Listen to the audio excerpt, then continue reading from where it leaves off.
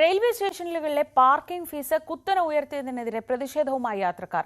ഇരുചക്ര വാഹനങ്ങൾക്ക് മാസം 200 രൂപയിൽ നിന്ന് 600 രൂപയായാണ് ഉയർത്തിയത്. ഒരു മാസം സീസൺ ടിക്കറ്റ് എടുക്കുന്നതിന്റെ ഇരട്ടിയാണ് പാർക്കിംഗിന് പൈസ ഈടാക്കുന്നതെന്നാണ് പരാതി.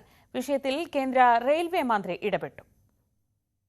പഴയ നിരക്കിന്റെ കരാർ നിലനിൽക്കെയാണ് ഫീസ് ഇരട്ടിയായി വർദ്ധിപ്പിച്ചതെന്നാണ് യാത്രക്കാരുടെ പരാതി.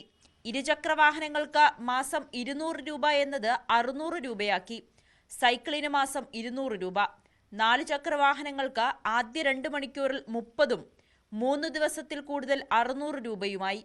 96 മണിക്കൂറിൽ കൂടിയാൽ ഒരു ദിവസത്തേക്ക് 200 രൂപ അധികം നൽകണം. 8 മണിക്കൂറെങ്കിലും പാർക്ക് ചെയ്യേണ്ടവർക്ക് പലയിടങ്ങളിലും സീസൺ കാർഡ് നൽകുന്നുള്ളൂ. 4 ചക്ര വാഹനങ്ങൾക്കാകട്ടെ മാസപ്പാസ് അനുവദിക്കുന്നതുമില്ല.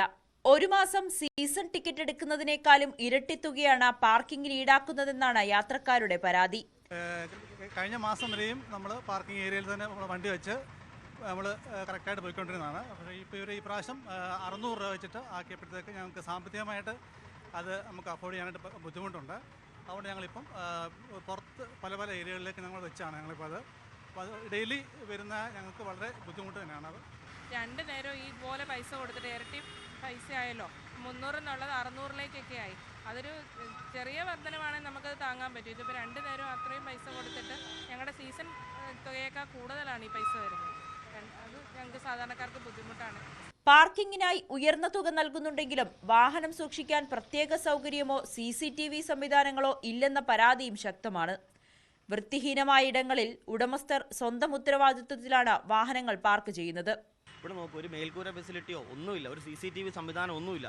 ഇവിടുന്ന് ഒരു വണ്ടി എടുത്തുകൊണ്ട് പോയാൽ പോലും ഇവർക്ക് ഉത്തരവാദിത്വമില്ല ആസ് പെർ ഇവരുടെ ഇത് പ്രകാരം. കാരണം ഒരു വണ്ടിക്ക് പെട്രോൾ ഊറ്റുന്നത് നിത്യസംഭവമാണ്. ആ പെട്രോൾ ഊറ്റുമ്പോൾ 150 രൂപ പെട്രോൾ മാത്രമല്ല പോകുന്നത്. ആ വണ്ടിയുടെ മെയിൻ്റനൻസ്, ആ വണ്ടിയുടെ ട്യൂബ്, അതൊരു ടെക്നീഷ്യൻ്റെ പൈസ, അതെല്ലാം നഷ്ടപ്പെടുകയാണ്.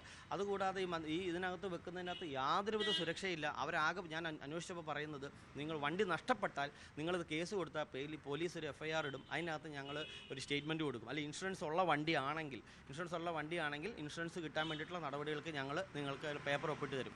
വിഷയം അടിയന്തരമായി കേന്ദ്ര റെയിൽവേ മന്ത്രിയുടെ ശ്രദ്ധയിൽപ്പെടുത്തുമെന്ന് കൊടിക്കുന്നിൽ സുരേഷ് MP അറിയിച്ചു. നിരക്ക് വർധന പുനഃപരിശോധിക്കണമെന്നാണ് യാത്രക്കാരുടെ ആവശ്യം. ന്യൂസ് 18 കൊച്ചി.